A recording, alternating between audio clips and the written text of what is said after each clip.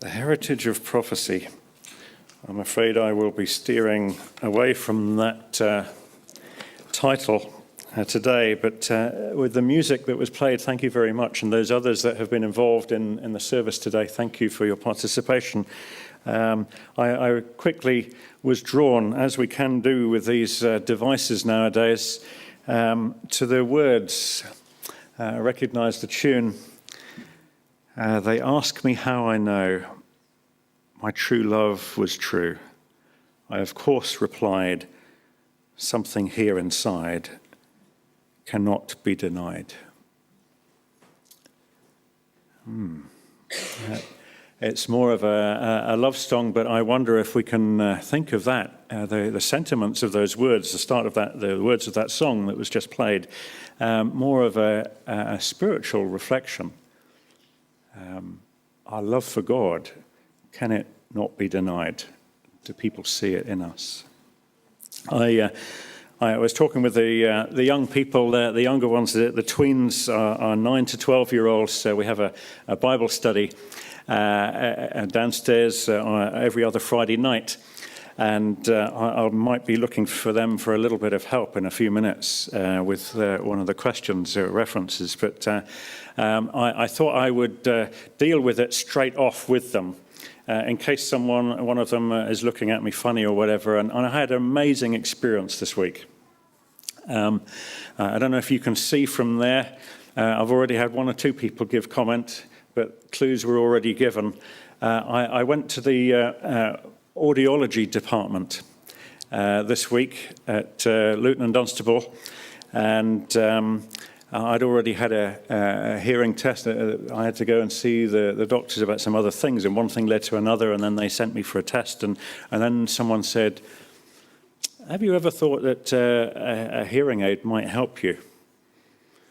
Yeah, for most of my life I know I can't hear very much out of this ear. Anyway, this lady put this hearing aid in my left ear. There it is. And then she started speaking to me. And every time she opened her mouth, I jumped out of my skin. And she said, are you all right? And I jumped again. And she said, you're making me nervous. And I jumped again. I said, you sound so loud. And I said, I can't believe it. And she said, you will start to hear things that, I've got it set at normal that everyone else hears. I mean, she said, your right ear is fairly good and it kind of compensates. And so I was just so glad this week. Maybe we take these senses for granted. I can hear a lot more. It's really weird. It's like a background sound all the time that I never used to hear. So watch out. I went to the shop afterwards, and walking down the aisle, I could hear this conversation going on. And I looked up and down the aisle, and I thought, there's no one here. There must be a conversation in the other aisle, and I can hear it word for word. So be careful. Bionic hearing. It reminds me, actually, that of a story of a guy, a budding actor, who had one short line to say in a play that he got involved in. And that line was, "Hark, I hear a pistol shot." That's all he needed to say. Hark, I hear a pistol shot. And at the time in the play when it was live, bang, or what came out was, hark, I hear a shistle pot. He got his words all jumbled up. Another actor, apparently his short little line that he had to say was, lo, I hear the cannons roar. Hearing the cannons roar, that sounds good to me. Lo, I hear the cannons roar, and just at the play when this boom came out on the play, he fell to the floor and said, what was that?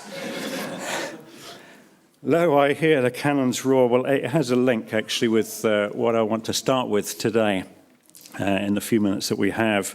Bear with me as I reflect and deal with an incident, a time in history. You see, on this day in history, something happened. I don't know if you're like me. I see things on television sometimes, or read and hear or whatever, and they say, this particular occurrence changed the course of World War II.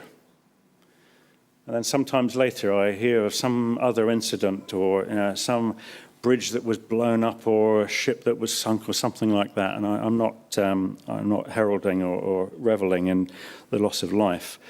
But then we get told, and this changed the course of history. The war would have gone on for another 5 years if this hadn't happened. I think, my goodness, with all these different things, we'd still be in the Second World War if these things didn't happen. Anyway, something happened in history on this day in 1805. I wonder if anyone knows what it was. Now, just to give you a little bit of a clue, I'm going to get a couple of props.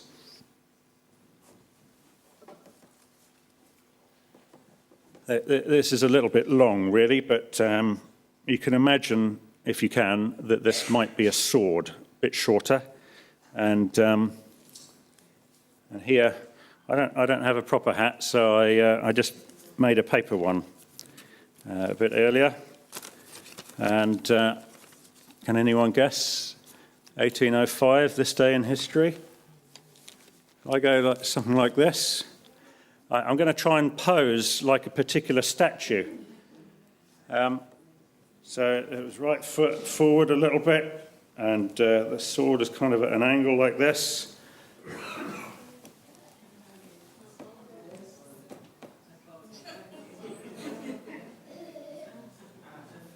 Right, that can't go on Facebook, anyone, okay? He says, knowing that it's going to go on YouTube. Any guesses? I haven't got the excuse now that I can't hear you, can I? You'll have to speak clearly, though. Who is it? Napoleon, okay. Napoleon? Is it Napoleon? Lord Nelson, thank you very much. Napoleon, indeed. He does feature in the story, but wrong nationality. They were around at the same time, and it does come up in the story. But on this day in history, in 1805, was the Battle of Trafalgar. And there you will find in London, in Trafalgar Square, Nelson's column. And there is the statue of Lord Nelson standing there. But what do we know about the story? Well, I'm sorry, but maybe I've told you before that my lowest two grades at school, lowest two subjects were, can you guess what they were? History and religious studies. So now you've got this pastor giving you a history lesson. So whoop-de-doo, lucky you. But anyway, the story goes that there was Lord Nelson, Horatio Nelson, had been pursuing, he was in charge, or at least a part of the British Navy, and he had been pursuing the French Navy. Now, I haven't got anything against the French or the Spanish, and that's not what I'm talking about today. Although, yes, I am wearing an old England football team tie, just to sort of fly the flag a little bit. But there was Lord Nelson, and he was pursuing the French Navy. For a number of years, he had been pursuing the Navy and trying to make sure that they didn't become strong enough in order to launch an attack on mainland Britain, because Napoleon was marching his way through Europe. And funny enough, I was reading up on this, and he got as far as Austria, and about that time he kind of made this agreement and so on with the rest of Europe. It was a trade agreement against Britain. Things don't change much nowadays, do they? But there was this conflict going on across Europe, and Napoleon was marching across, and it was known and realized that if Napoleon gained the control of the stretch of water from France over to England, that he would be able to launch an attack on England. So it was very, very important that England retained the sovereignty of that and control of that bit of water. So they pursued the navy partway around the world. In fact, one time, Nelson, it said that he was at sea for 10 days short of 2 years in pursuit of the French navy. He was trying to pursue them, and in fact, he went right the way across the Atlantic. He was chasing the French navy around the Caribbean, and then he came back in pursuit of the French navy. And then, huddled away in a place in Spain, the French and the Spanish had joined forces. And they were accruing all of their ships and getting ready for a battle that they knew would take place at some point. And they were in a place called, see on my notes, I think it was Cadiz. And the British Navy sent out a few small ships to go and have a little look around, and to try and tease this French and Spanish navy out to them. And in teasing them out, which was successful, the French and Spanish navy came out after this small group of British ships, but they didn't know that 50 miles away out to sea was the rest of the British navy. And then was the Battle of Trafalgar. It seemed as though it might have been a bit one-sided. You see, the British Navy had 33 ships, of which 27 were battleships. And on those 27 ships, they had 2,142 cannons. Can you imagine what these ships are like? At the time, they all realized that the more firepower you had, the more likely it is that you're going to win. So these ships were getting bigger and bigger. And of course, they're carrying all of this ammunition and supplies, which came in raw form. And when one of these ships caught fire, it exploded like nothing else. That was the British Navy. 27 ships of 33 were battleships, and they were ready for battle. But the French and the Spanish had joined together. The French had 18, and the Spanish had 15 battleships, that's totaling 33, and they had a few other ships as well as support, and they had 41 ships. 41 ships against 33. The British had 2,142 cannons. The French and the Spanish had 2,630, about 500 cannons more. This was going to be a serious battle. As the French and Spanish came out, they realized that the British ships were in a line with the wind behind them. So a tactical move, they decided to try and sail around the back of the British line. And as they sailed round, keeping a neat curve, that's when Napoleon, you got me on it, that's when Nelson decided to his tactical move. He took half of the British ships in one line, and another Commander Collingwood took another row of ships, and they went straight for the middle of the curve of these battleships. And at the right time, they split, one going north, Nelson going north, and Collingwood taking the ships going south. I'll spare you all the other gruesome details. This was not a sight to behold, really. Even with these big cannons and big ships, there was a lot of hand-to-hand battles. And Nelson had got a name for himself of taking some groups of men in other previous battles and boarding other ships and taking over the ship. He was something of a fearless guy, but he had a reputation of wanting to be a hero. He went out, and as he went up beside one particular ship, they realized this was the opposition's commander, the one that he had had battles with before, Pierre-Charles Villeneuve. And the ships went so close, you can imagine, with so many big cannons and so on, they're firing at short range. They're so close together, the rigging and sails are starting to catch into each other between the two ships. That's how close they were. There were groups ready to jump on board onto the other ships for some hand-to-hand battle.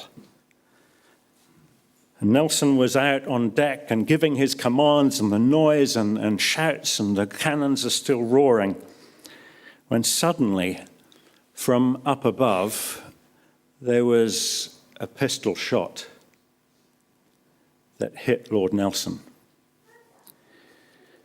I just need to rewind briefly, because before they set out, as they lined up in their two rows to go out and do the job that they were there to do, it was about 11:45, so 20 or so minutes ago, when Lord Nelson sent out a message to all the other ships. In those days, they didn't have radios, they didn't have the whole Morse code thing and so on. They did things with flags. And they would hoist up these flags, and the flags would spell out or say certain words. They were different colours, different shapes on the flags, and they all knew what the codes were. And Lord Nelson sent out this message to all his other ships. And his message has been made famous. It's written at the bottom of Nelson's column. It reads, "England expects that every man do his duty." Before they went out into battle, they heard, England expects that every man do his duty. That's one point that I want to come back to as we apply it into a spiritual realm. So remember that. England expects that every man do his duty. And as they were leaving in these two rows as well, his colleague, the other commander, Collingwood, is reported to have gathered his officers together. And he gave his own kind of rallying cry.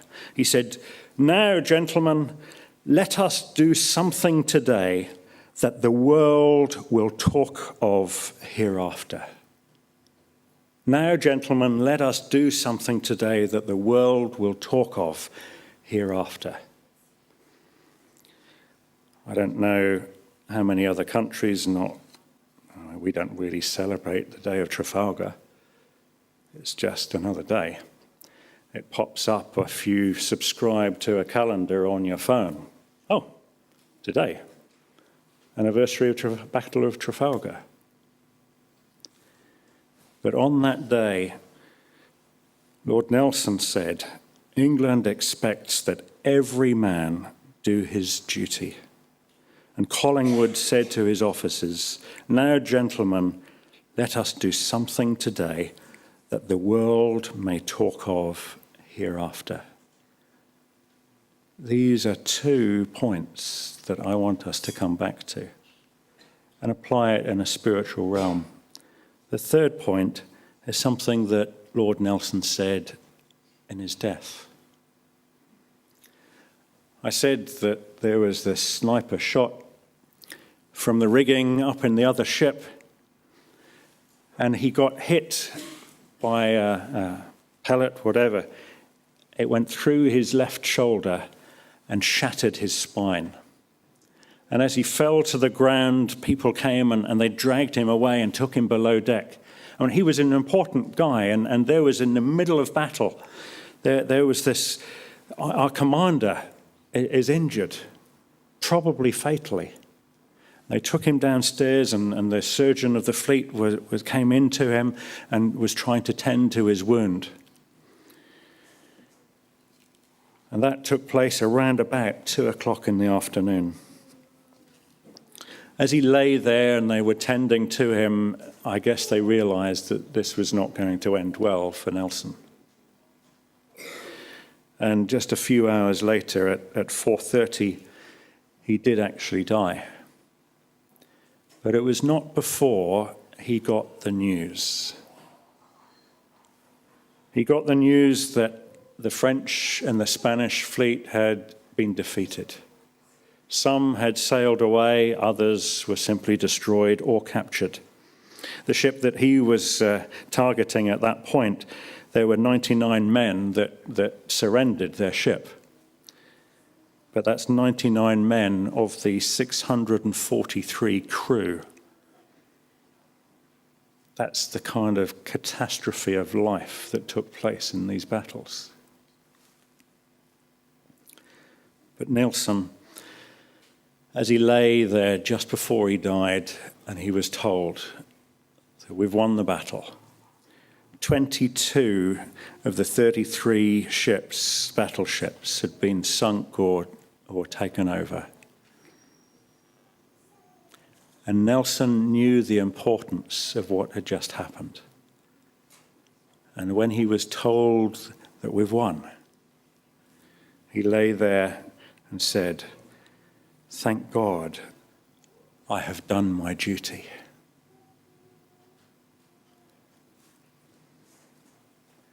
Three things that I'd like to draw from this historic story. I don't mean to be victorious in telling the story. It's just interesting that it happened on this day. But three things. First, what did Nelson say as the flags were hoisted? England expects that every man do his duty. And what did Collingwood say to his officers? Now, gentlemen, let us do something today that the world will talk of hereafter. And then what did Lord Nelson say just before he died? Thank God, I have done my duty. Let's reflect then, just for a few moments, on the application of these things into our lives and spiritually. I was sharing, reflecting with Nigel Savage just earlier on this week, and he drew my attention to the verse that was read out for our scripture reading. And thank you for reading that. I just want to read with you again, as it came up on the screen, that here we have the writer in Ecclesiastes. It may have been Solomon. There is some debate as to maybe it was someone else, a scribe, that was summing things up. But it says, that's the whole story. What has happened in the whole of Ecclesiastes is Solomon is juxtaposing, he's comparing the way of man, the way of life, with the way of God. And the meaningless, the stupidity of the way of man, and the purpose of the way of God. And then we get to this right at the end. That's the whole story. Here now is my final conclusion. Fear God and obey his commands, for this is everyone's duty. There's a reason why I wanted to read it from the New Living Translation. This is everyone's duty. Those people that say that they are God followers, there is a duty attached to that claim. And what is that duty? That we fear God, that we respect God, and that we obey his commands. Why? Not least because, as it says in verse 14, God will judge us for everything we do. Judgment is coming. And there will be a judgment as to the decisions that we have made. There is a duty attached to those people that say that we are God followers. And that duty is to understand what God says to us and to keep his commands. I was reading one commentary on this particular verse, and I want to share it with you word for word because it really captured my imagination, my thoughts on this. It says, man's enjoyment of life as God's gift does not excuse him from obedience or exempt him from judgment. Man's enjoyment of life as God's gift does not excuse him from obedience or exempt him from the judgment. There is a duty for those of us that say that we are God followers, to pursue God, to search for God, to revere, to fear God, but to keep his commands, his instructions. So just like Lord Nelson said, what did you say? England expects that every man do his duty. I'd like to apply that in this context, that God expects that every man, woman, and child do their duty in keeping his commands and following his ways. That's point number one. But what did Collingwood say? Stretch your imagination a little bit. What did Collingwood say to his officers?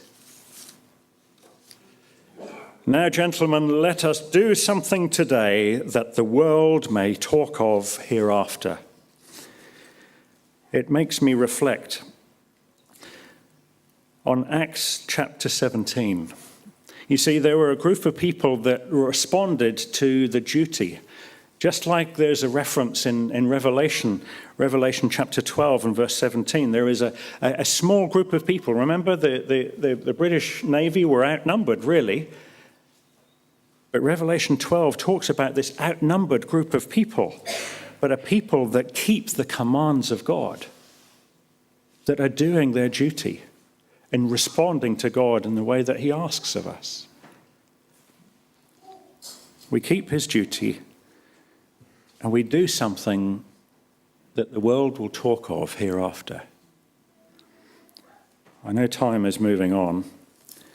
Please turn with me or just write down this reference so that you can come back to it. Acts chapter 17. I'll quite quickly read these first few verses to you. Paul and Silas then travelled through the towns of Amphipolis and Apollonia. You'd have thought I'd have practiced those words already, wouldn't you? And came to Thessalonica, where there was a Jewish synagogue. As was Paul's custom, he went to the synagogue service, and for 3 Sabbaths in a row, he used the scriptures to reason with the people. He explained the prophecies and proved that the Messiah must suffer and rise from the dead. He said, "This Jesus I'm telling you about is the Messiah." Some of the Jews who listened were persuaded and joined Paul and Silas, along with many God-fearing Greek men and quite a few prominent women. But some of the Jews were jealous, so they gathered some troublemakers from the marketplace to form a mob and start a riot. They attacked the home of Jason, searching for Paul and Silas, so they could drag them out to the crowd. Not finding them there, they dragged out Jason and some of the other believers instead, and took them before the city council. Paul and Silas have caused trouble all over the world. they shouted. And now they are here disturbing our city too. And Jason has welcomed them into his home. They are all guilty of treason against Caesar, for they profess allegiance to another king named Jesus. Collingwood gave the invitation, the rallying cry to his officers. Let's go and do something today that is going to change the world, that is going to be talked about throughout the world. I have no idea whether this battle is talked about throughout the whole world. It might just be a British thing. But Paul and Silas took that principle. They had that principle. And they went out doing their duty. And they just wanted to chatter the gospel, the good news about Jesus, with everyone that they meet. They went out, and what was the accusation? They've caused trouble all over the world. I'm not asking you to cause trouble, but I'm inviting you to go and change the world for some other people around you, to respond to your call of duty. And what was it that Lord Nelson said there on his deathbed? Thank God, I've done my duty. He didn't ask anyone to give more than what he was willing to give of himself. And he was willing to give of his life in order to do his duty. I'm mindful of the writing of Paul, one of the people that was turning the world upside down. In writing to his younger friend Timothy in 2 Timothy 4, verse 7. Maybe some of you know the verse.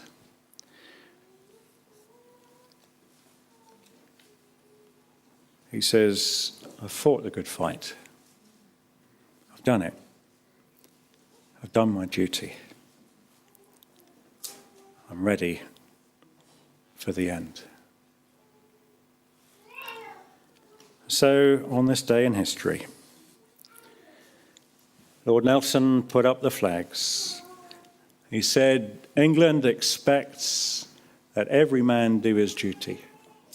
And I read from Scripture that God expects that every God follower does their duty in pursuing his commands. Collingwood then said to his officers, well, let's go and do something that people will remember. And that's what Paul and Silas did. They went out and turned the world upside down. And I invite you to go out of these doors today and go and turn someone's world upside down so they know of Jesus too. So that at the end of your life, and I'm not expecting or hoping it to be soon, that you, like Lord Nelson, like Paul, will be able to say, I fought a good fight. I've done my duty. That's the end.